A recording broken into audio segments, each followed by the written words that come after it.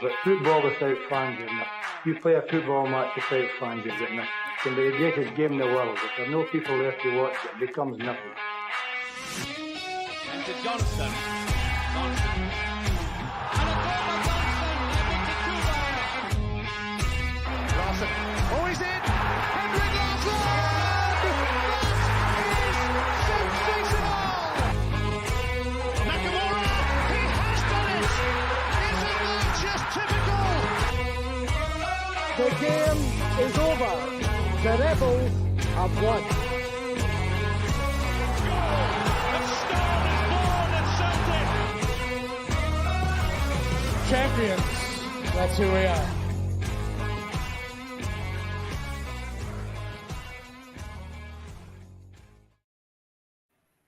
Something, guys. Jungle Jim's Tuesday TikTok. Guys, so we're near the end of the season. One more game to go. We're obviously still on a high because we've just lifted the league at Parkhead. And, of course, we're looking to make history and win another treble. So, happy days, but at the same time, it's a bit sad because we know that we're facing a barren summer of football. Before anyone does make a joke, I know it's people are just typing fastly. Yes, I am wearing a tank top, a vest top. However, if you knew how warm it is up in here, then you would understand, James. I'm sure that you're in a similar boat because you're in an attic too. It's fucking boiling. It's like a sweat box. Unfortunately, but no guns I've got. No guns I've got. Aye. But anyway, Paddy, James, how you doing? Smashing me apart for this heat. It's fucking playing havoc with my hair, man. It's just all going all curly and fucking frizzy and aye. Anyway. By the way, listen, I just on the note that you spoke about, you know, we're going to be getting into a summer without Celtic. Is there anything on this summer? Any tournaments? I know, obviously, I don't think the Euros will be on it. Obviously, no, of course it won. The World Cup's just fucking happened. But is there anything that will get us through the season, the off season?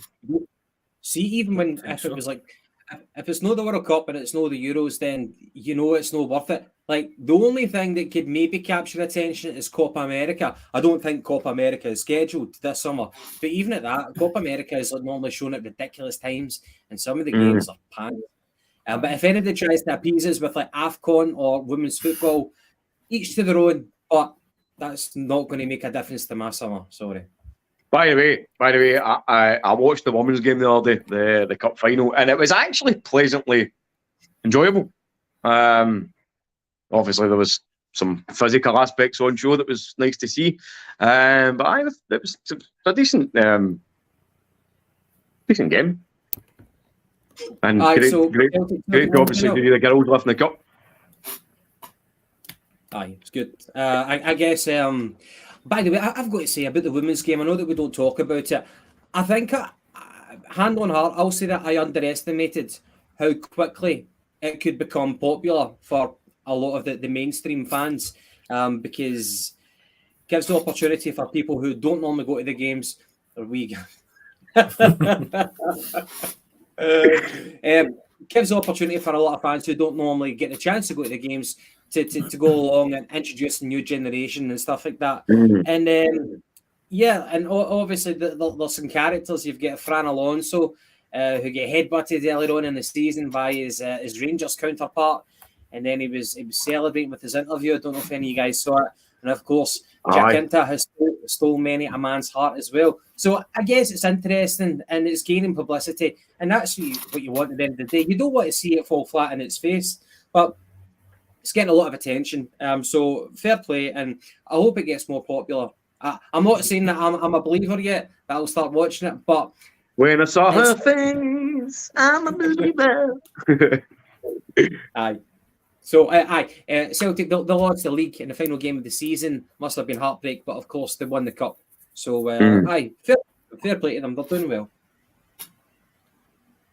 And we'll move on from the women's football. Moving on. Yeah. Right, okay, well, I guess there's a lot of things to talk about. Thank for fuck's sake. Yeah, man. I had to weigh up the pros and cons, get slagged today, or just sit here and sweat buckets. And I've went for the former. So Good, get to mate. come and get. Confidence breeds happiness. That's it, mate. And I'm a happy chappy. James, you were at the Celtic and Aberdeen game. We got back to winning ways. We finished it in style after a few turgid recent games. What was your thoughts on the game itself and the occasion? It was a good day. Trophy day, obviously, as Ange says, we did it very well. But I wasn't getting carried away with the results prior. I mean, even just looking at the Aberdeen game, what a difference it makes when you play your kind of pretty much your first 11. I know there was a lot of kind of hysteria, Kobayashi, Bernabe, blah, blah, blah, blah. But as I say, I think a lot of people went OTT in terms of the squad. I completely agree. There will be players there that won't make it. But if you're making one or two changes and guys like Orr coming in and things like that, then I don't really have any problems with it. And obviously that was reflected. He fucking does, by the way, doesn't he? Good shout, Aldo. But no, that was reflected in the game on Saturday. Back to full strength, and then obviously Ralston and O had to come on. I think it was more precaution than anything else, but we didn't really lose anything. And for me, that's really what we're looking for. We're no want to go into games changing 11 players week in, week out. So, all happy, all good going into the summer. I don't think anything's changed in terms of what we need strengthened, but Saturday was a good day. Saturday was great. The performance was brilliant. I think everybody just put aside the rumours about Ange. They could focus on the occasion, the game itself, the title celebrations, and of course the players delivered. I thought he impressed. I thought O looked quite lively against Hibs. Yes. I thought he looked lively against Hibs. But I thought he was really impressive whenever he came on for Kyogo against Aberdeen at Parkhead there at the weekend. I guess, for 1 week to the next, you're kind of, some people write him off, other people are saying, no, he's got something, you know what I mean? And it's kind of funny how your opinions chop and change from 1 week to the next, one bad performance to one good performance. But it's good to kind of end the season on a high for him. The guy's obviously, he looks like he's got this kind of inner confidence, and I think maybe that's kind of typical of a striker, because they always back themselves to score. And the guy's got a respectable goal scoring record, I would say, so far this season. If you compare and contrast with him and Giakoumakis, Giakoumakis, he came in, he was in the prime of his career. He'd already done it in Eredivisie, whereas coming in from Asia, a young 20-year-old, 21-year-old, he didn't make the World Cup squad, but he's came in and he backs himself, you know what I mean? And for every minute that he gets in that park, he wants to make it count. I think that's quite obvious to see, Paddy. I kind of questioned him. No written him off or anything, but I didn't really see a lot of kind of stuck on points. Like he's kind of one of these guys that's really good at dribbling or really good at goal scoring or this and that. But I think the game at Aberdeen really. He did stand out, his attributes did stand out in terms of his physicality, the way that he held the ball up, the way that he got involved, the way that he was holding off defenders, using his body, and the headed goal for me was a really good showing of what he can do. And that game as well, I actually saw a bit for Abada. You all know my opinions on Abada. I don't think he's the greatest winger. I don't think he's the greatest forward. He had a bit of a purple patch where he was in great goal-scoring form, scored some really important goals. But I've never really seen him as a winger. But there was a couple of points at Aberdeen, and I thought he made some absolutely brilliant runs as a winger. There was one, I think it was in the first half, and he took on about 4 or 5 men and put in a decent ball. So that's the kind of stuff I want to see for Abada, if he's going to be playing on the right-hand side, and probably if there's going to be competition coming in, hopefully with another maybe right winger coming in. But no, it was very, very pleasant, the game, as James kind of touched on in yourself. There was a turgid few games there. Things weren't really happening for us, you know, we lost at Hibs. The play was generally shite. So it was good to go out in a high in terms of the league. But you've got to look at where they were playing. You know what I mean? It was Celtic Park on a Saturday, title day, trophy day, sun shining. Everybody's in a good mood, and that reflects onto the players, especially when you've got confidence players, as you say, like Abada, wingers in general, kind of stuff like that. Aye. But again, you know, if he's capable of that, he should be doing it every week. And like we're talking about the mentality of, I would want Abada to embody that mentality as well, like to be demanding starts, not content being on the bench. I guess, you know, you can't expect everyone to be the same, but if Abada had a wee bit more about him mentally, you know, then I guess we would see more performances like that, because the guys get paced to burn. I was saying it to the guy who sits next to me at Parkheads. He's get paced to burn, but half the time he shites himself from just doing what Eddie Ragat would do, just knock the ball on and just, you know, put on the burners. He doesn't do that often enough. And like he's got the ability to turn inside as well, and then and hit a shot on goal. He doesn't do it often enough, you know. You know, and see somebody that's always kind of divided opinion. You look at James Forrest, right? 14 years he's been here, scored 100 goals, 100 assists. He's always had his doubters, he's had his detractors, and there's been people that's been no happy with his approach, and it's stuff like what you've just mentioned about Abada, shouting out to tackle, shouting to take a man on.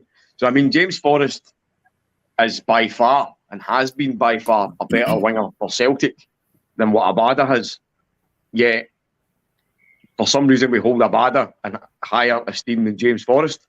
Now, I seen a thing the other day, right? Celtic actually put some tweet out or something, or a fucking Instagram and whatnot, and they called James Forrest a legend. And I was actually, I was something a wee bit of back and forth on one of the WhatsApp chats with the boys for the Celtic Supporters podcast. And for me, James Forrest is not a legend. Not in the slightest. But, as I say, when you take that in terms of Abada's supposed to be this highly rated young guy. He's no done enough, as far as I'm concerned. Again, I was more than happy to see what he did on Saturday. I really appreciated it. I liked it. And it was one of the things that I picked up straight away. That was a great run. But if James Forrest isn't good enough, then Abada certainly isn't good enough. You know what I mean? At present moment. I'm going to be evil here. You said that James Forrest isn't a legend. Is Callum McGregor a legend? And if he's not, does that mean that you're contradicting Martin O'Neill? Sorry? If James Forrest isn't a legend, then what about Callum McGregor? Is he a legend? I'm not. I'm just playing devil's advocate here because Martin O'Neill corrected Daily Barber, I believe, when the Callum McGregor and the question of legend status was raised. I agree with you that the word legend is used too flippantly. James, I don't know if you have a strong opinion on it. I would probably lean more to the side of a legend. I think just it depends how you define it. Well, I suppose whatever way you define it, James Forrest would arguably fit in the category, be it games, goals, assists, trophy haul. Do you know what I mean? Like, there can't be many better than James Forrest, and obviously you've touched on Callum McGregor as well. But I know we had the conversation surrounding Rogic as well, so I wouldn't really class. Well, I definitely wouldn't class Rogic as a Celtic legend, but I would definitely have James Forrest in that conversation. I wouldn't hold him in the same kind of. I don't know. As I say, it really does depend, because I wouldn't hold him up as high as obviously Lisbon Lions, Henrik Larsson, and things like that. So it really does depend how you're defining legend. But he's got to be in the conversation. I know. I probably should apologise because I've taken this onto a kind of negative topic, which really there's no need for it. But it is something that's been mentioned, and obviously Forrest is going to be getting a testimonial against who is it? So Atletico Bilbao. The guy's been here 14 years. He deserves credit, right?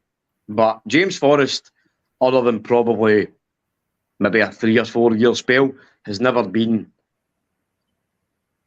what I would classify as a important first choice player. for Celtic. You know what I mean? And if you're as far as I'm concerned, mate, if you're a legendary player, then you need to have left. I know it's kind of probably all sound kind of contradictory, but you need to leave a legacy. And I don't think 100 goals and 100 assists for a guy over a 14-year period is anything you class as legendary. Can I ask the guys in the comment, Baddy? I don't disagree with you, and James, I don't disagree with you. James, you said that he needs to be in the conversation, and that's exactly what it is. We're having dialogue right now, you know. Although the end result might mean he's not a legend. What was I going to ask? So, James, if you plunge, James has been here for 13, 14 years, scored over 100 goals, not a legend, come on. And for Patrick McLaughlin, you can't glorify all these titles we've won in the last 12 years if you think Forrest wasn't a key part in it. He's a legend of the era. Let me ask you guys this. So, Paddy, you were talking about James Forrest was never the main man or one of the main men. Do you think James Forrest, in terms of like if you were to look at it from like a movie analogy, he would be up for the Oscar for best supporting cast, but never ever going to be the main man? Best supporting Nick. Strong enough muscles. I see what you mean. That's quite a good analogy. That yeah. He was kind of always the bridesmaid, never the bride, or should I just quit while I'm ahead right now? I like what you're doing, though. I like what you're doing. No, as I say, I don't want to be too uncomplimentary towards him, because he has had a lot of doubters over the years, probably unfairly at some points, but he's definitely deserved criticism. As well as that, obviously deserves the praise, things that he's done well. But, you know, if we're talking about legends like the Lisbon Lions, Kenny Dalglish, Danny McGrain, Henrik Larsson, you don't put James Forrest into that category. Fuck me. You know what I mean? Do you think if he had more of a personality, no, he would have enjoyed himself more? No, I don't think it's personality. I think it's like how. See, I know I took this off on a negative fucking context, which I never intended to.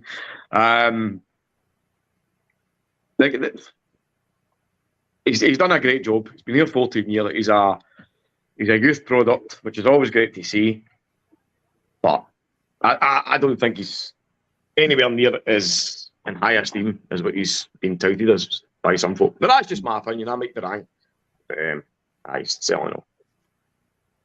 Well, I think we would all agree that he deserves his testimonial. So I think it's happening in August. Correct me if I'm wrong. And as you said, against Athletic Bilbao, a great team, great history. And you wonder how that team was chosen. You know, has James Forrest always been a fan of them? Has he been kind of guided to that decision? I guess you might be aware of the club might come back to you and say, okay, X amount of teams might be available for this one. Take your pick. I wonder how it works. I would be interested in that. I would hazard a guess that, because usually you have a testimonial if you've been here 10 years, or if you've done your 10-year spell. And obviously, Forrest has been here, 13, 14 years. So I think what's happened is it's been decided that, you know, he'll be moving on to pastures new in the summer. And it's been something that's been kind of quickly arranged. Maybe not so quickly, but they went out and found a good team with some good history. Celtic, you know, they had a special commemoration for Billy McNeil, stuff like that. And it's a team that's kind of close to Celtic. There are some links. So it deserves his testimonial. But again, I think it's just been put together to wave him off goodbye, which is fair to. But I seen an interview, I think it was with McGregor. He said, obviously, as you say, he's been here 13, 14 years, but their plans were in place. The plans were in place for a really? Testimonial. Barkas is a legend. he never wore hoops. Oh. No, apart, just sorry to get back to Forrest for a second. They said that there was plans for a testimonial, but COVID basically cancelled it. Right, okay. What you were saying with the Billy McNeil thing, I think that is pretty much the reason. I don't know if Bilbao is going to honour them in some way as well, because they did, as you were saying, that one club man trophy. I don't know if he's maybe getting it this year, and that's maybe, how it's come about. Fair enough. Well, I think, as we said, we all agree that he deserves his testimonial. He's given a lot to the club, and I guess there's a question about whether he will be staying at Celtic or whether he will be terminating his deal. I think there's a couple of rumours floating about that he won't be renewing. That he'll be cutting short his contract. It's kind of strange because he's still early 30s, so you would imagine that he's got something to offer to another club. But at that point, it's just speculation. I guess on the theme of speculation, Paddy, there was obviously the unignorable speculation with Postecoglou. Now, I think whenever we first saw that the bookies had made him Spurs' favourite, the number one favourite to take over at Spurs, then I guess for a lot of people, the writing was on the wall. They feared the worst. However, there have been other rumours that Celtic are due to announce a new deal. So some people are not bothered at all. They'll say they'll worry about it whenever they hear news, or they'll celebrate whenever they hear news. It's a meaty subject, Would it be likely for Postecoglou to take the job if he was offered it? And some people kind of compare him to Brendan Rodgers and say, no, he's a different type of man. But at the same time, people say, well, how can you pass up a job like that for one of the so-called top six in England? Some people say, no, he's still got more to give at Parkhead. James, where do you stand in the matter? Obviously, I don't want him to go, but money talks, doesn't it? I know Paddy's been kind of told similar. We're talking in the group chat. I'm not going to pretend to even be a wee bit in the know or any of that pattern, but I've been told that there will be an announcement after the cup final, and it will be a positive one for your side. But as I say, I've took that myself with a massive pinch of salt. The person that told me how they would know, I don't know. But that's what I've been told. But no, I'd be lying if I said I wasn't a wee bit worried when the rumours started, because, as I say, money talks, and obviously Spurs, I know they've had a poor kind of few seasons, but they're one of the big six in England. And to be honest, they'd probably be silly not to hear what they've got to say. Obviously, if he's wanting to be successful in Europe, I know Spurs are in Europe next year, but he probably fancies his chances. And I know everybody says Spurs don't spend money, Daniel Levy's this, that, and the next thing, but he's still going to be getting more money to spend than he is here, isn't he? So I don't know. I have got the fear a wee bit, but slightly hopeful that he'll stay on. It's as you said, Gav, it's quite telling that his name is being quite frequently mentioned, which is something that doesn't usually happen with Celtic managers in terms of English teams. Now, I know we've all seen the kind of capitulation of Spurs this season. I don't want to talk too much about English football, but we need to because obviously the subject. But whenever a Celtic manager is maybe linked with a team in England, it's generally like Championship. It's generally, at best, the very low levels. Maybe like a Southampton or a Leicester, whatever. I know they won the league and all that, but it was a different time. So I think for even Spurs to be rumoured to be looking at Ange, it's meaty. As Frank Brennan says there, it's a meaty subject, and I think it would be a very, very hard decision for Ange if hypothetically Spurs did come a calling, because I think he's on about maybe $2.5 million here a year.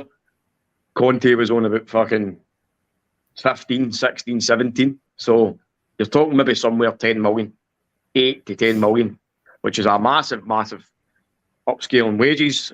You talk about the big league. Undoubtedly, it's the most talked about league. Whether it's the best, it's a different story, but it seems to be that it's the league that most focus is on, and it seems to be the league that most players want to go to. So you can understand if the manager would want to make that jump, especially at his age. He's 58. How often is he going to get a club of that size and stature and potential? But like James, I've been told there'll be something. There's good positive news. Can't go any further than that, obviously.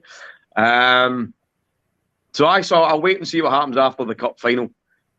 But if Ange is still at Celtic next season, I would speculate it'll be on a contract of a couple of years and money to spend.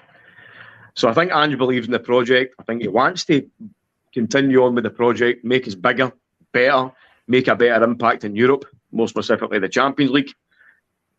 And that's enticing. That's enticing enough. You see, you saw him on the pitch at the end with his wife and his two kids. And I think the difference between a Brendan Rodgers and an Ange is that Brendan is all about Brendan, whereas Ange is all about the family. And it's not just his own family. You can see how excited his kids were. He's only spoke glowingly terms about his life in Glasgow. And I think Ange has found a home where he's happy, his wife's happy, his kids are happy. So that could be a deciding factor. Hopefully. The one thing that strikes me is, like, for potential suitors for Ange, Tottenham seems like the most volatile of clubs. They do spend money, but they spend it haphazardly, you know. Like that in Ndombele. They bought him for about 60 million under Mourinho. I think it was under Mourinho. And then it never worked out for him. They loaned him out to Napoli. And Napoli have just won the league with Ndombele, but they're not even going to pull the trigger on the guy because he was a means to an end. He surplus the requirements, and now he's going to end up back at Tottenham. But see, in all fairness, Gav, see when that boy was with, I think was it Leon? Aye, so yeah. Aye, see when he was at Leon, mate, he was a cracking player. The other one they done it with was that Richarlison as well. Was it 70 or 80 million they signed him for? I think he's maybe their most expensive ever. And Ridiculous. And I think it's lazy whenever you see a player. I don't mean to go off at too much a tangent, but you see a player doing well for a club and Daniel Levy buys him. But you need to understand that what's your football club system? Is that a player that's complemented by the style that he's playing in? Is it going to convert well? Kind of like Bernabei, you know? I don't think Bernabei is suited to our style under Postecoglou. We'll find out. Probably will stay for another season. We'll find out. But kind of like that, you know, you might do well for a club, but you need to understand how is this player going to complement your team, and not the other way around. But anyway, I think that there's too much of a revolving door at Spurs. At the same time, you wonder if they've been spurned by too many managers. I think they get spurned by the Feyenoord manager, and now they've turned their attention to Ange Postecoglou. On the other hand, though, sorry, Paddy, what were you going to say? Oh, sorry, mate. I was just going to add in there. As I say, generally, like when maybe it's like a Celtic manager, it's kind of fucking conversation that's usually online and this and that. But you look at the kind of snippets that's been released in the media. So you've got Sky Sports reporters saying that Ange is and has been for a while on the shortlist of potential managers. There's Talksport. I listen to Talksport now in the morning, just for something to do when I'm driving up the road to work. And they're actually, I probably do, makes it's all fucking English bombs. But even fannies like Jamie O'Hara, right, who's got the brains of a fucking jobby, and his pal fucking Gabby Agbonlaw, who's got the brains of fucking diarrhea. Even they're like, well, do you know what? Ange is a good option because they've went for all these big name managers like your Mourinho's, your Contes. It's no worked out. They need to go back to almost like humble grounds. And that's the only thing that would worry me about Ange being properly speculated or courted, is that it is a big club. Let's not beat about the bush. It is a big club. It is the best league in the world. It's a project. It's a project club. It's something that if somebody really believes in themselves, they can walk in there and turn that around and try and do something. Obviously, Harry Kane's a fantastic striker. I don't care what anybody says. I've said it for a long time. He might not be there, so it could be that the job at hand is even more attractive because you're going to have money to spend. You're going to be able to, put your own stamp on the team. But again, it's only speculation, but it's speculation with a bit of fire. So this is where I'm hoping with all my heart, is that the powers that be, your Desmonds, your Lowell, et al., they know this, and see if they want Ange to stay, they know fine well that we're going to have to offer him a fucking offer that he can't refuse. You know what I mean? They need to make him the godfather here. They need to buy into Ange's plan. They need to buy into all the aspects of upgrading, not just the first team, but the club as a whole. They're talking about the £5 million regeneration of Barrafield, putting in I think a 5,000 seater stadium, well, stadia-like seating stuff. Talking about reinventing Lennoxtown, getting the youth teams up there and all singing off the same hymn sheet, i.e. if the first team's playing 4-2-3-1, then all the teams underneath that play that formation and they all play the same kind of style and attack, so that we can then look at youth team, look for products that we can actually bring in to the first team, stuff like that. So there's a whole load of development that can still happen at Celtic. And it all starts for next season, because that's going to be the second season that we're in the Champions League. And we all know how much finances are coveted by us, because we don't make any money in Scotland. So we need to be pulling in that money year in, year out. And if we're going to be doing it 2 years in a row, off the back of record finances brought in, or record fucking profits, whatever you call it, we are in a good place. We've won the league. We've won the League Cup. We're on. It's in our destiny now to go and win a treble under Ange, something he's never done, as far as I know. These are times that is enticing to a Celtic manager. So I'm just hoping, I know I'm rambling on here, sorry, I'll shut myself up in a second. Just hoping that these are aspects that a humble man like Ange, who is committed to a style of play and committed to being some guy who wants to put in the entire fruition of his ideas into the one club, he'll be here to do that. So we'll see what happens after Saturday, guys. Hopefully it's off the back of a treble. And my apologies for taking a lot of time there. You don't need to apologise for that or for listening to Talk Sport. You're absolutely fine. One thing I would say is Ange is a man who likes to just live on the edge, in terms of contract speaking. So he's been on this kind of 1 year rolling contract. And I think he said that he's been doing that before at other clubs as well. So there's a rumour that we're going to have news that Ange has signed a long-term contract with Celtic.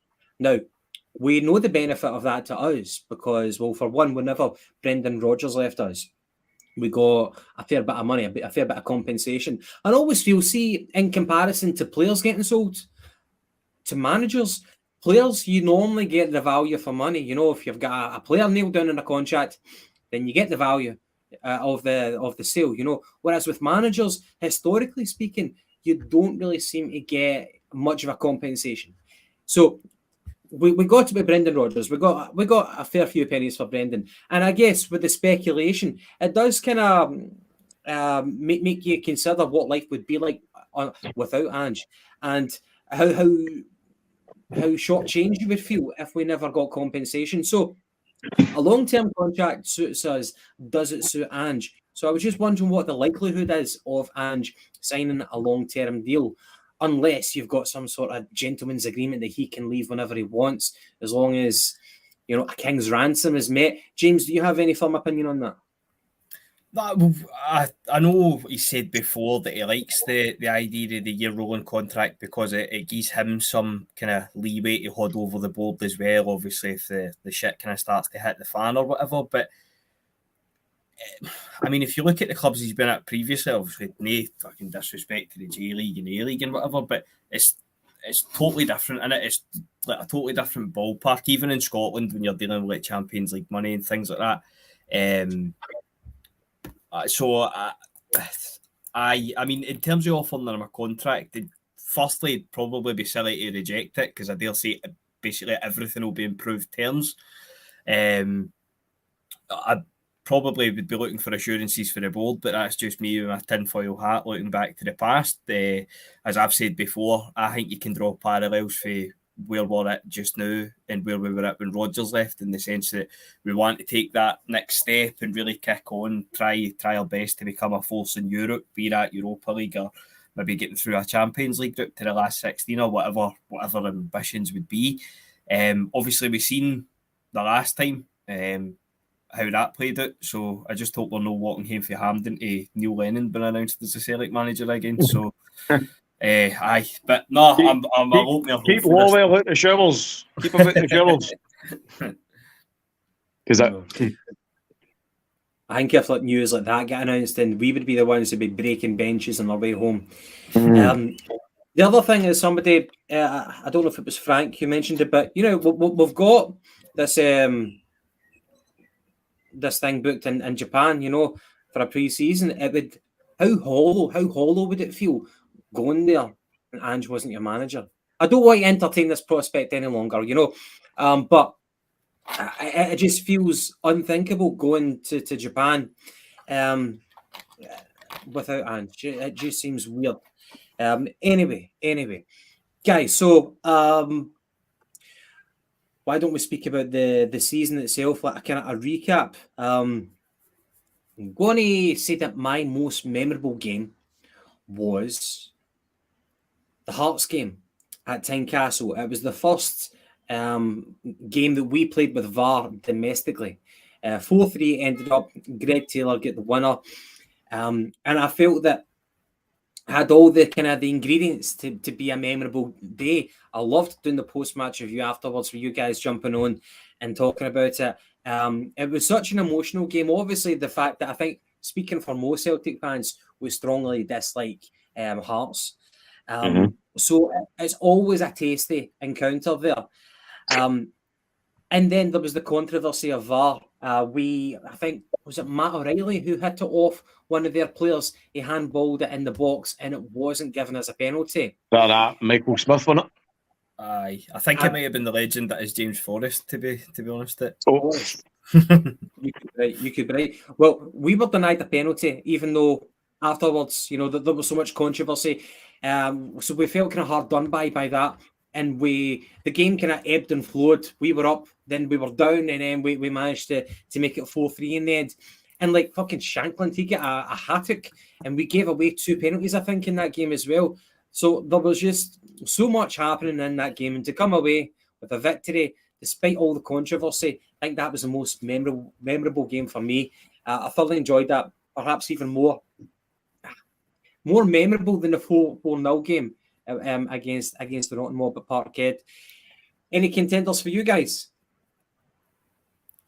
Yeah, I'll give a wee special shout out to James McCarthy for the St Johnstone game. His assist, mind the Giakoumakis, he scored in the 91st and then we scored in the 93rd or whatever it was. That obviously wasn't a great game, but it was a great ending. And we always seem to have some of them every year. Obviously, Ross County last year, Dundee United and things like that, but they're always quite special for me. I don't enjoy them at the time, I enjoy them after it. If I'm right, then it was McCarthy who set up Burnaby to set up Giakoumakis. Was that the sequence? Aye, McCarthy keeps it in at the line and then knocks it down for Burnaby to put it in for Giakoumakis. Yeah. So James McCarthy, Celtic legend then? That's it, James. Aye. Many medals has he got? Okay. Obviously, bar anytime we scud the Rotten Mob. I think my most memorable game this season's actually been Real Madrid at home. I know obviously the scoreline. You love that game. Mate, I really do, because I think it was indicative of what we can be. Obviously the scoreline doesn't reflect that. But if you look at the lead up to the game, I've never seen so many people that were confident, absolutely confident that we could actually do something against Real Madrid, who is the greatest team in world football, the most historic. They've got the most fucking Champions League of all time, unrivaled. And for 45 minutes, we outplayed them. Absolutely fucking outplayed them. If it wasn't for bad luck and a bit of lacking some clinical finishing. You know, we really could have made it a nervy night for them. And again, the thing that kind of stands out for me about that game, boys, is that we had to make Real Madrid raise their levels to prime Real Madrid to beat us. And they really did. Obviously, they did fucking put it into fucking fifth gear and fucking run away with the game.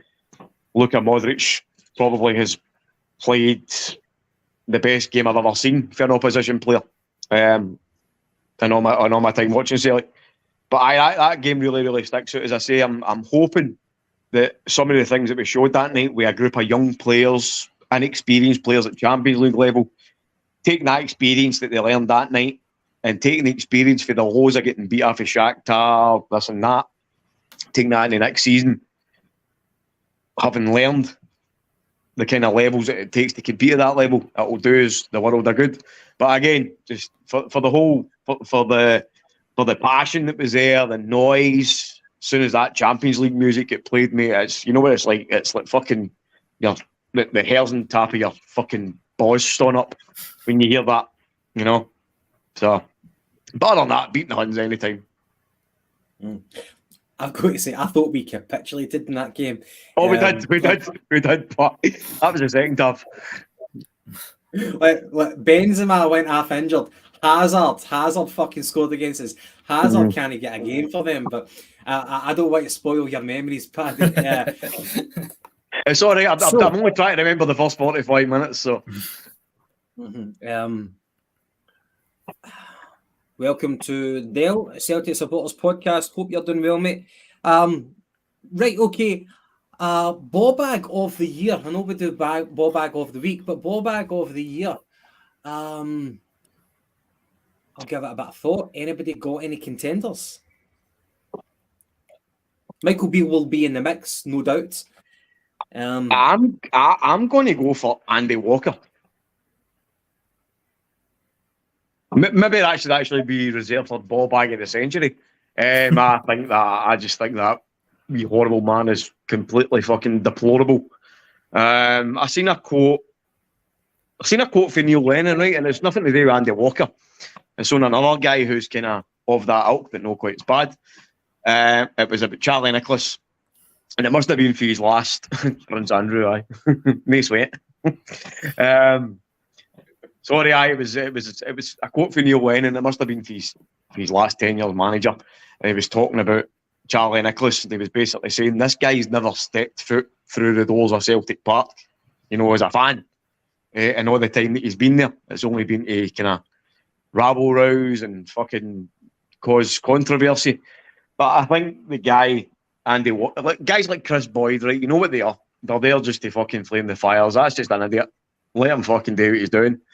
The guys like Andy Walker are, if we talk about Brendan Rodgers being a rat, this guy is fucking splinter levels of ratness. I just think he's a obnoxious, cretinous little fucking pile of jizz that's been left in a soak for 5 years to fucking develop. He's just there to be anti-Celtic, and I don't care what he says and what he ever does. He's a pube. A curly, wee, grey pube full of crabs. That's why we love you.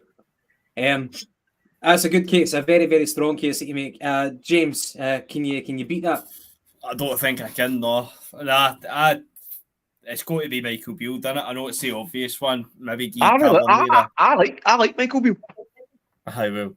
Maybe Guy Tavernier we mention as well for all his wee fucking sound bites before we've played them, and obviously bet them every game. But I'll get to Beale. I think that's a tap in. That's the obvious one.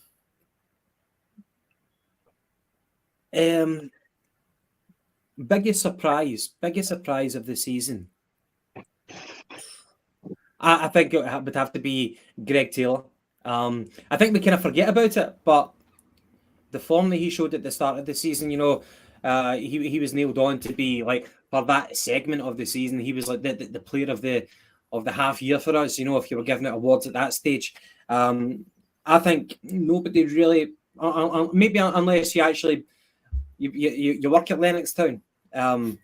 Me personally, I didn't see that coming. I thought Greg Taylor was fantastic, and I know that he's maybe not always the most fashionable of players, but he brings so much to the squad. And I've said it quite a lot of times on the podcast in terms of our fullbacks and who's the most adept at filling in the inside role.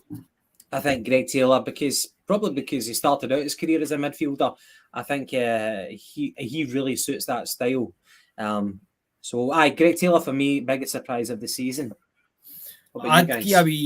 I'd go for that. I'd go Alistair Johnson. I know he's not been here the full season, but I mind obviously at the World Cup when all the stuff came out that he was signing.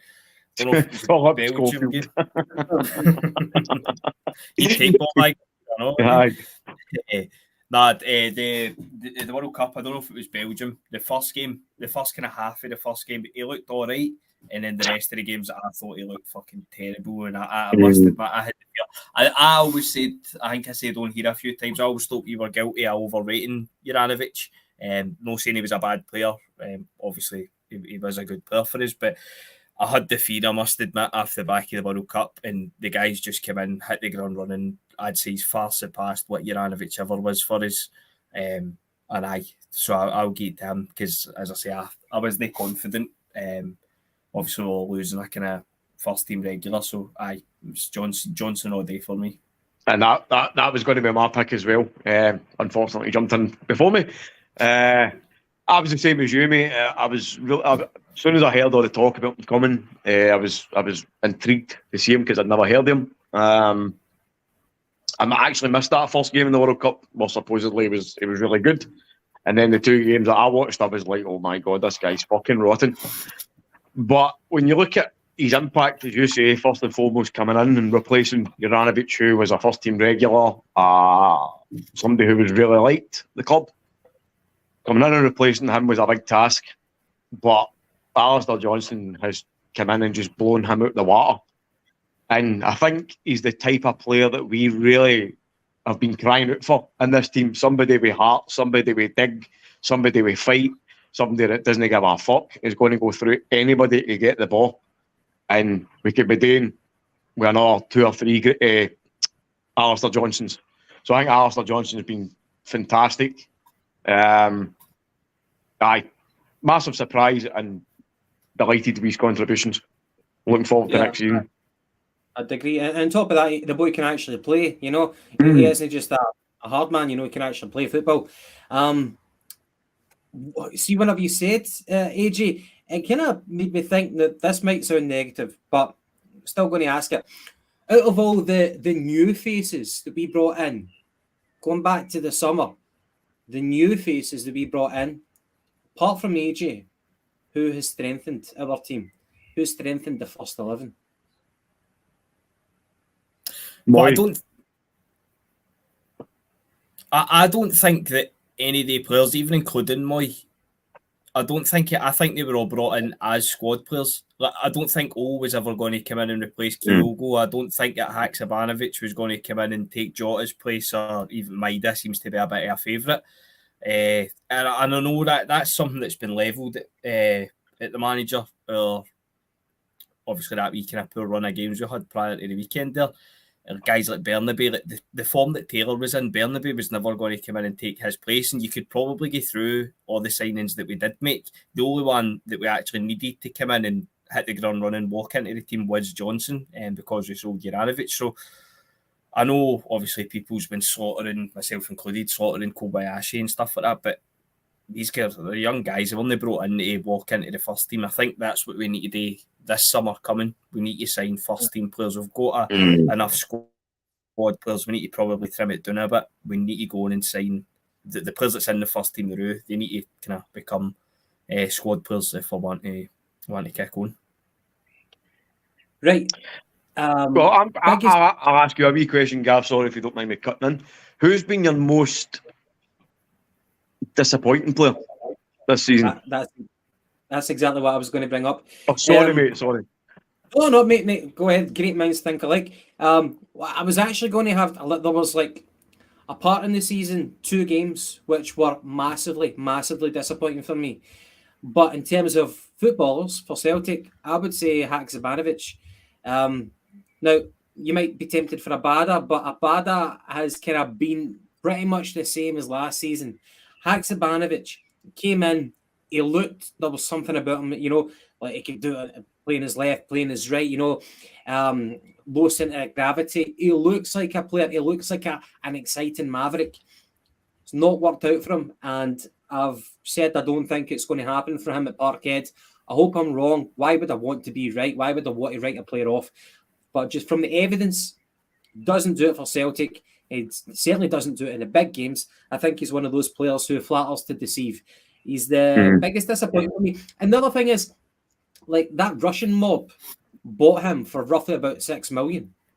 So whenever I know that you can't buy into it too much because fucking Massimo Donati was bought for about 10 odd million by AC Milan back in the day, and you thought he would be shit hot. So you can't always judge a player on previous price tags, but I just thought that might be the sign of things to come, And again, maybe it's a case of, the right player, the wrong system. I don't know, but the guy's got technical ability. I think one thing that's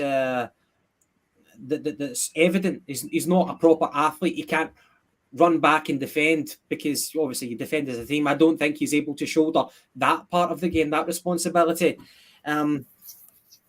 As a winger, it's not worked out. I know that people now want to see him play as a number 10 because I think that might be last chance saloon for him as a number 10. And if it doesn't work there, then I think he's going to languish on the bench until he leaves. He's the biggest disappointment for me. What we talking, new signings or just most disappointing in the season? Anything you want. Just in the season. Well, this might be a wee bit harsh, but it's just because we know how good he can be, and probably a wee bit harsh the week after he's won his award. But I'll go for Matt O'Reilly.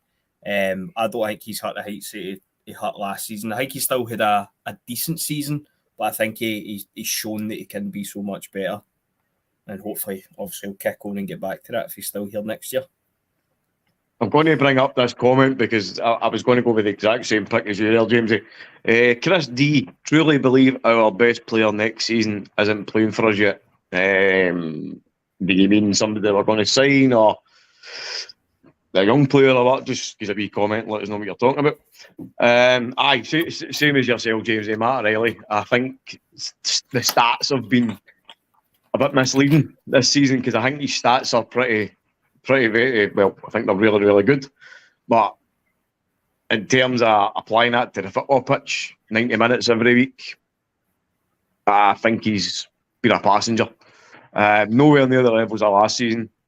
Could be the second season syndrome curse, the old fucking wife's tale, blah blah blah. He's no raised his levels that I thought he would. But you wouldn't get rid of him, would you?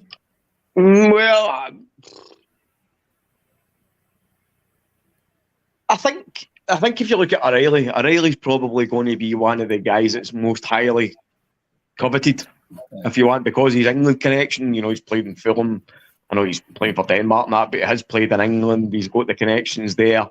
He was highly regarded before he came to Celtic. So I think he's one of the guys that will still be mentioned by English teams. So me personally, I think, honestly, if a decent enough offer came in, say 10 to 15 million, I think I would take it, especially if we can use the funds to strengthen the squad. I don't think he's irreplaceable, put it that way. I think we've got a lot of players kind of similar. I think we need a different type of midfielder to come in. I think if we're looking to sell two players that would probably go for a bit, and you maybe a bit harsh to say you wouldn't really notice, but if you could maybe get 30 million between Abada and O'Reilly, I'd take your Hona for that. Oh, fucking aye, mate, bro. I'd pay for a taxi. Well, Matt O'Reilly, 12 assists. He's got 3 goals, although he has played in, I think, every game this season. Played in 38 games. But I guess if you're, half decent, then if you play all those games and you're going to get, good assists. I think I need to have more credit than that. I agree with you though that maybe he's not been brilliant. He's not been brilliant, but he's been I don't know, like a 6.5. Would that be right? Maybe a 6.5 out of 10. Well, I'll ask you a question, right? And maybe something that's been raised before and kind of spoken about. Do you think his poor form has coincided with the fact that Jens left? Nah, I don't think so. Because I don't think he maybe had a decent-ish start, but I don't think at any point he's looked as good as he did last year. And Jens wasn't here last year either, so it kind of... No, but he started off. I think he started off the season decent, and he showed the flashes.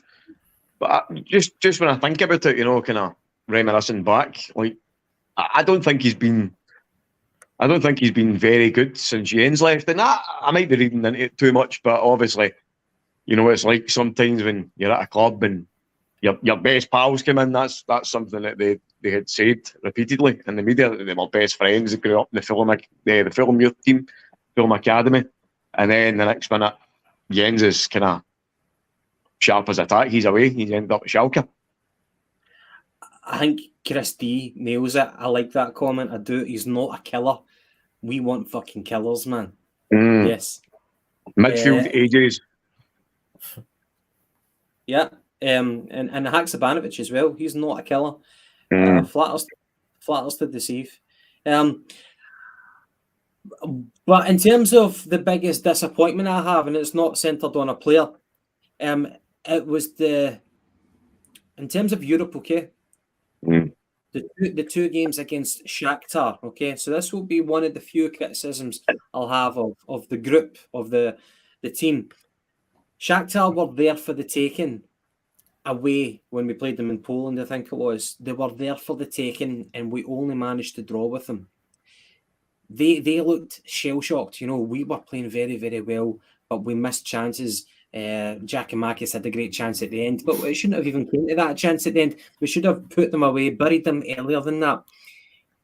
And we knew we had their number at that point. We just came away with so much disappointment, and we thought, well, that changes the complexion of the group stage.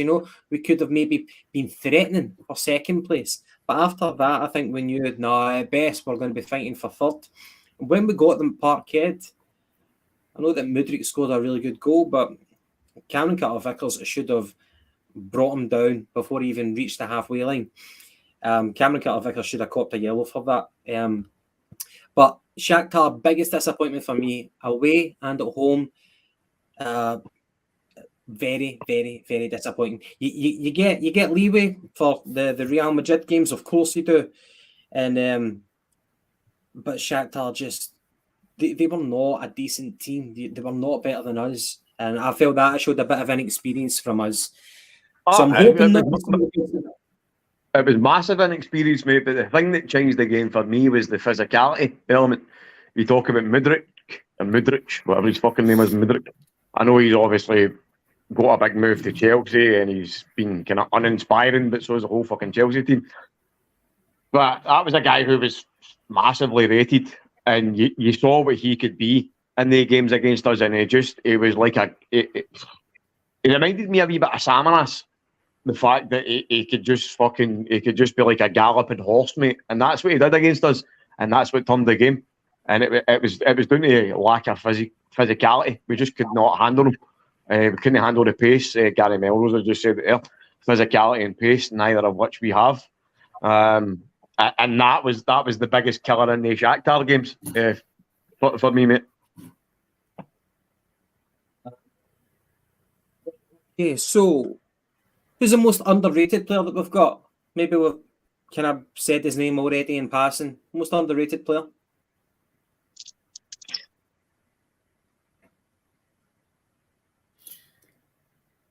I think you could probably mention Greg Taylor in that conversation as well, because when we all talk in the group chat or whatever, if we're having our ideal transfer window, probably the majority will say we'd like a new first team left back, but Greg Taylor's done absolutely nothing wrong. It's just the fact that he's Greg Taylor. Do you know what I mean? That is pretty much it. I think I'm going to have to say Starfield. James, you've really been dealing with Starfield recently, haven't you? Not Is at that all, mate. I thought is that because he's still just into have you? she didn't tell me she was cheating on me when I found out in the papers. See, we start. I don't know, mate. I don't know. Starfelt. I would keep him. I'm not saying I'd sell him.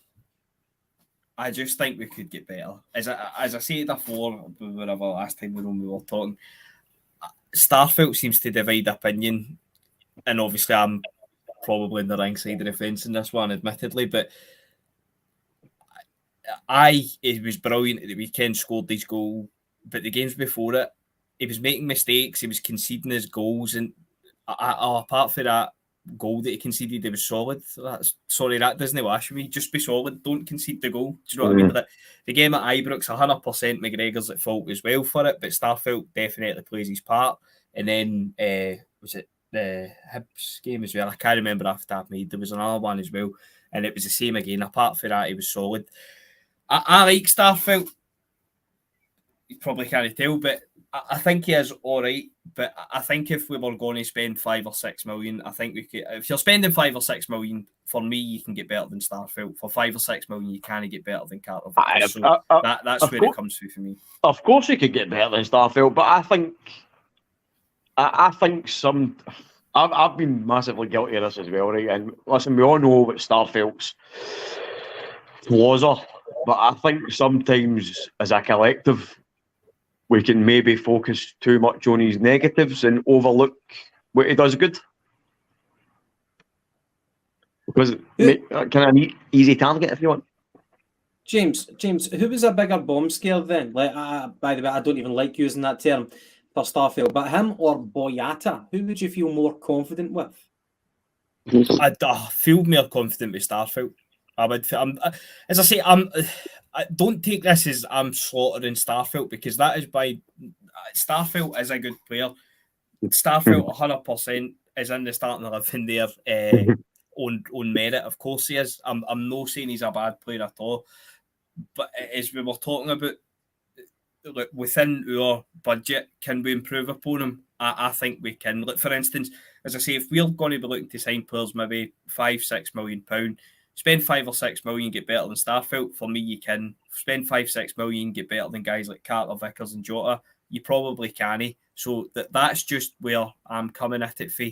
And as I say, the thing, don't get me wrong, it does get in my tits. Even like the game at Ibrox, apart from that goal, it was solid. If we get bet 3-0 and he was directly involved in one of the goals we gave away, so how can you come out and say he's solid? Do you know what I mean? If you ignore everything bad everybody done that day, then everybody was good. But I don't know. Maybe I'm just a wee bit harsh on him. Obviously, Studs Lanigan is talking about my accent here. Very, very authentic, Paddy. Which one?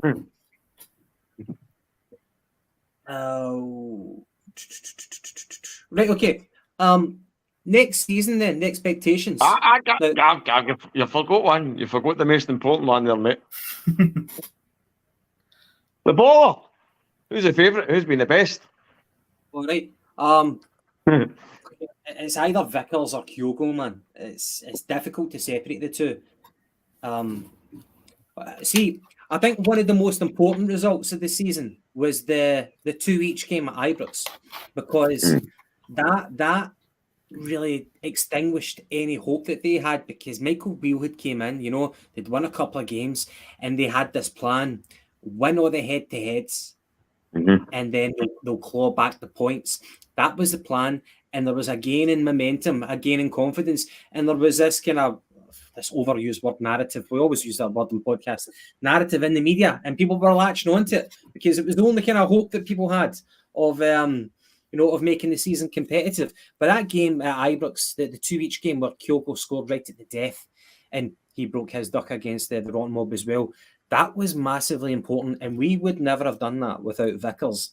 Vickers, he's the type of player who's made for games like that, and we were under the cosh for a lot of that game. So Vickers, for me, definitely one of the most pivotal, along with Kyogo. But that was probably one of the most vital points that we got all season for for killing their hope. Can't be overstated how important that was. And Vickers, that was his game. You know, without him, we wouldn't have done it. So yeah, Vickers or Kyogo, difficult to separate the two. What about you guys? I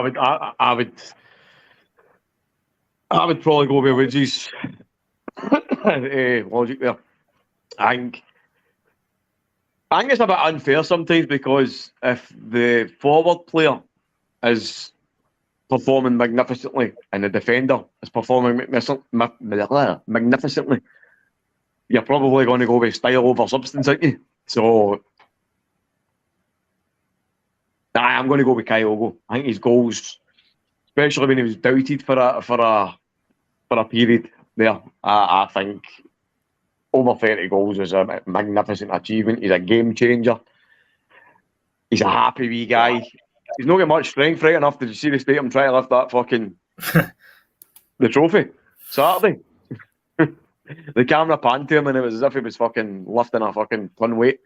But no, it's great that we've got such competition at front and back for best player. Do you know what I mean? Because we've got to work as a unit, and your spine has got to be the strongest part of your team. Same as your body. Can't stand up if you've not got a strong spine.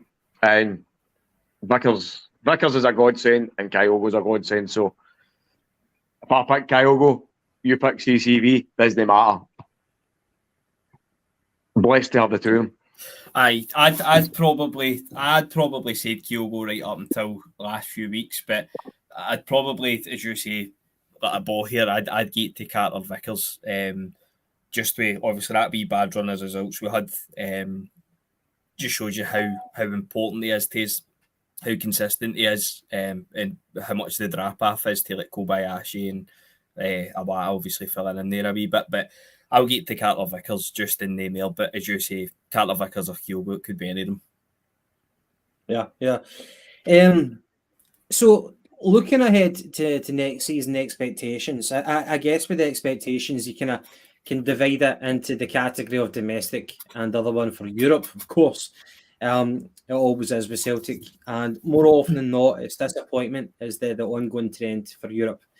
One guy did say, there was a comment about we need more physicality in the team, and for Chris 3, who's I've agreed with a lot of what you said tonight, mate. One glaring weakness we lack is height. We need a couple of taller type players. And again, you don't scout a player just for one particular physical attribute. You know, like you could buy the fastest guy in the world, but he could be like fucking Usain Bolt. Remember when Usain Bolt wanted to try out as a footballer?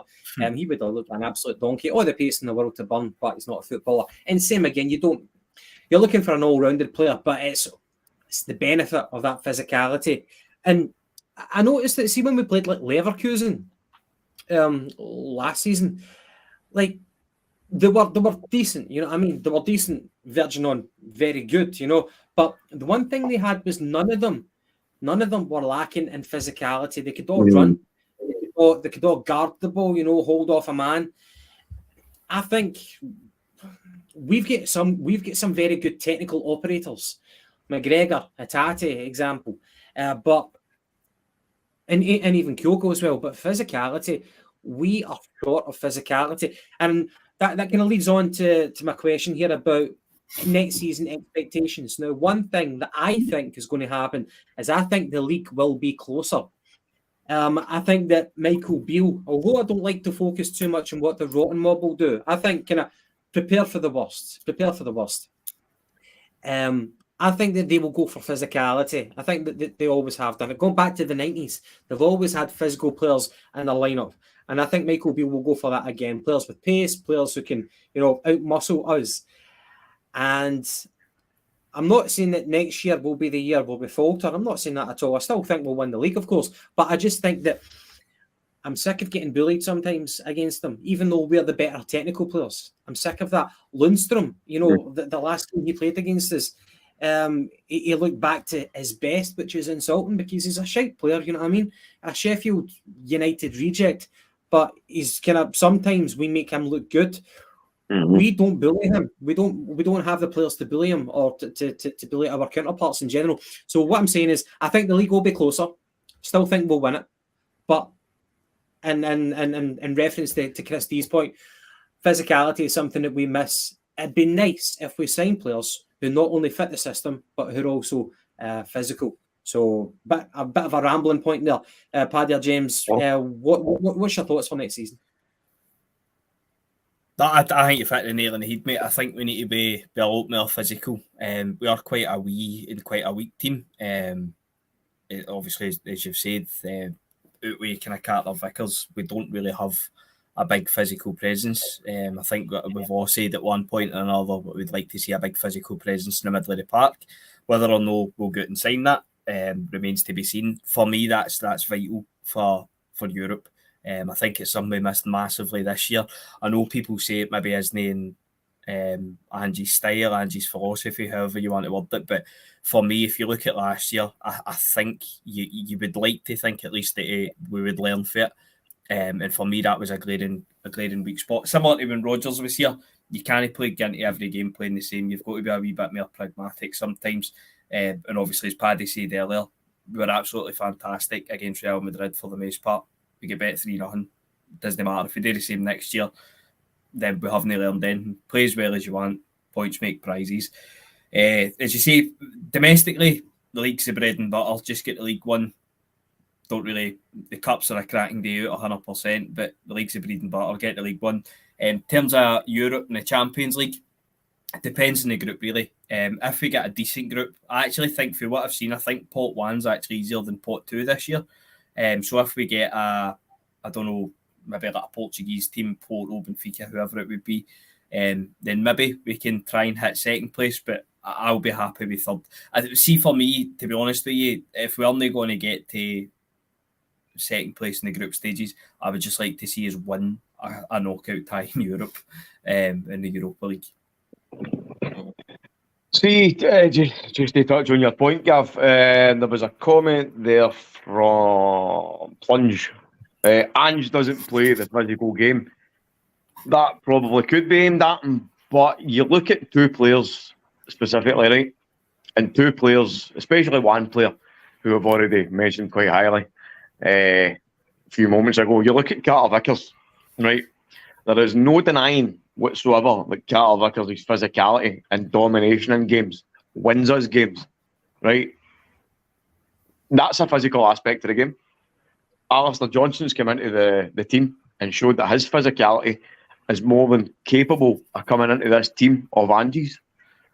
There's nothing to say that we can't bring in another 1, 2, or maybe 3 guys who are more athletic, more physically capable, faster, stronger, fitter, whatever it might be. You look at all the best teams in the world, the new, and you look at all the best teams in the world throughout history. Some of them have played with, not necessarily the biggest monstrous guys, but they've played with some sort of a shielding players, right? You look at Man City, the new, they're a team of fucking technical geniuses, right? But they still play Rodri, who's a shielding player, right? He can pass, he's got the lot, that's why he's at Man City, because they can afford him. But in essence, he's still a shielding player. You look at Man United, they've got Casemiro, fucking Chelsea and Kante. You think you hark back to guys like Roy Keane, Makelele, guys like this. I don't care what team what era you're in, it's still a physical game, even though it's kind of edging out a wee bit more. But games are still won and lost in midfield, and it's shown time after time after time because at certain points that we can be beaten by the other team out muscling us. And that's something that we need to combat. And I don't care where it is or who it is against. If it's against fucking Livingston, who try and overpower the fucking macaroni veil or whatever it's called. You get guys like Lundstrom coming in and beating us in the midfield. Teams like Leipzig, Shakhtar, guys that were physically dominating us. That's something that we need to eradicate. We're far too lightweight. Yes, we're a great team, a great passing team, a great technical team, but sometimes you still need to do the dirty work. There still needs to be that player in there that can allow guys like Callum McGregor, Hatate, to go and play their game. You still need somebody to break up the play. We don't score enough goals for corners. We don't defend corners well enough either. So that's something that I think we need to look at 1,000,000%. So I totally agree with you, Gav. Right, and it's not just to combat the rotten mob domestically. No, You know, we've done it this season without playing their way. Saying that in some of the games it kind of descended into a bit of a dogfight. But you don't need it just against them. You just need it to be better. And you don't need fucking big bruisers. We're not asking for a big Bobo Baldy. You know, let's say Luka Modric. Tiny wee player. Looks like a wee goblin. But he's got a really strong core strength for as wee as he is. You know what I mean? And Modric would get around the pitch. I know that I'm talking about a Ballon d'Or here. I'm Ballon d'Or winner here. But he's like 36 or whatever. Even small players can have deceptive strength. Well, there's one of the best examples there. Puyol, the guy was only, he wasn't even 6 feet. He was a centre back, and he's one of the most fucking hardest players out. So, as you say, mate, you don't need to be a Wanyama, 6 foot plus, built a brick shit house, but you just need to be capable of dominating. Like, that's what happens. It's a midfield game. It's still a game of athletics. It's a physical game. Yes, the whole fucking flying into tackles, Vinnie Jones style is out the window. That's all gone now. You can't get away with that. But you still need to have somebody there that can perform the dark arts. And unfortunately for us, that mob of Langan Road have still got players like that, and they will still use that to effect. Like, look at the game at Ibrox, the wee fat guy, wee Morelos. That's his game. Rolling defenders, bullying them. It works. Right.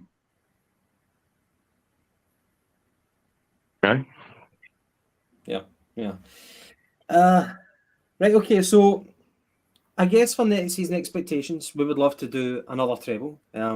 Touch wood, I'm getting ahead of myself here, but we want to be obviously in the mix for all the silverware.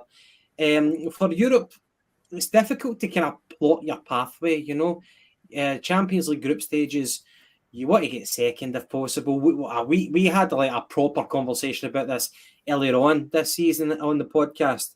I guess, you know, take every game as it comes and just do your very, very best. It's difficult to say we want to go for third, we want to go for second. Whenever you plot your way like that, you know, it'll kind of backfire. But I guess what we could hope for is a favourable group. But we're in pot 4, so we're kind of like lambs to the slaughter in that regard. Exactly, and that's something that I brought up at the start of this season, the Euro campaign, before it kicked off. I don't see why you should be getting into a group stage before it's even started and talking about third place, because straight away, that's what you're aiming for. If you're in that group, you should be aiming for first. I don't care who you're playing. You at least try it. You don't go in there thinking, right, Europa League. What the fuck's the point in thinking about Europa League when you're in the Champions League? Do you know what I mean? Aye. I was watching Axom this morning. I had it on in the background when I was working, and they were talking about. I think one of the commenters had posted in a message, and they spoke about it briefly, and it was about the rotten mob. And the question was, would you rather win the Scottish Cup and get to a European final? So I'll repeat that. Would you rather win the Scottish Cup and get to a European final, or would you rather win the league? Now, on Axom, I think they all said, no, the league is the bread and butter. I would always take the league. But then my immediate response to that in my head was, well, would you be willing to trade your memories of our run to Seville under Martin O'Neill? Would you trade that just for winning the league title? Interesting question. James, Paddy. James, on you go, pal. No, mate, I was...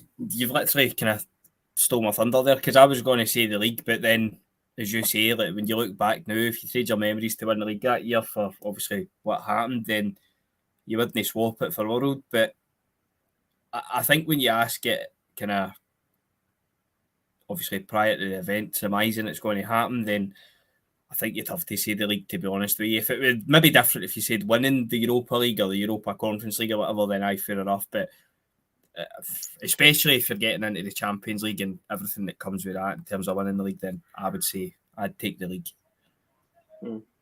So just remind me again, Gav, what was the question? Sorry. What would you rather, win the Scottish Cup and get to the final of a European stage, get to a European final, or win your league? Oh, final. European final. As much as we probably still come on and moan about fucking losing the league, Scottish football has got a glass ceiling the size of a fucking Wendy dollhouse. No, I mean, I'm a big advocate of getting to fuck out of this league because we're too big for it. They don't want us here. They only want the finances that we can bring in here. So I 1,000,000% get to a European final.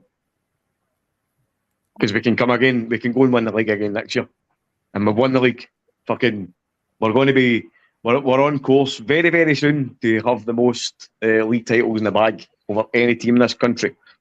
Untainted. So, it's not something that we've not done before. Yeah. Jamie Young, Curtis Main was the ball bag of the season. He tore our team apart twice in one session. Yeah, and Kobayashi is going to have a lot of soul searching to do. You would imagine that. We hope that Kobayashi is taking out a membership for a gym, because that's what he's going to focus on in the summer and get guns like these. You know what I mean? So he can come back next season. Yeah. So, anything else we want to talk about? Who's your baller of the season? We've done ball bag of the season. Who's baller of the season, or is that? We've done it. Is that Kyogo and Cameron Carter-Vickers? Aye. Yeah. Aye. Well, I'll just throw it, obviously, getting into the final. What's your forward line for the final? Basically, are you going Maida or are you staying by Abada?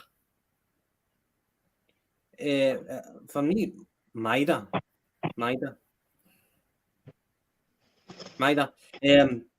Jota and Kyogo. What about you? Would you? I'd go Abada. I think Abada was good at the weekend. And to be honest, I think Maida was a silly sending off, to say the least. You could see it coming a mile away.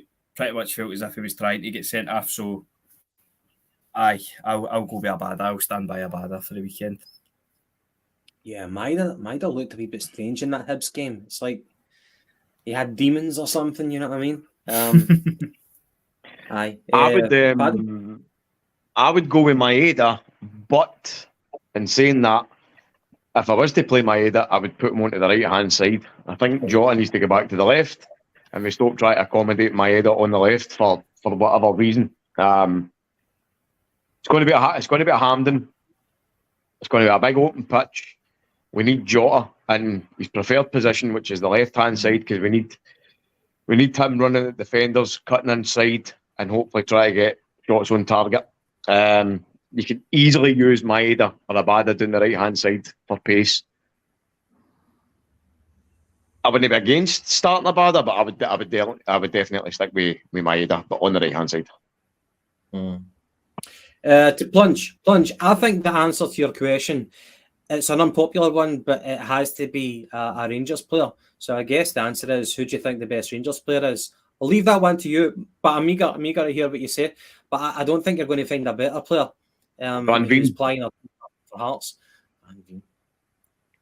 Aye, okay. Aye. So do you think the Cali game will be?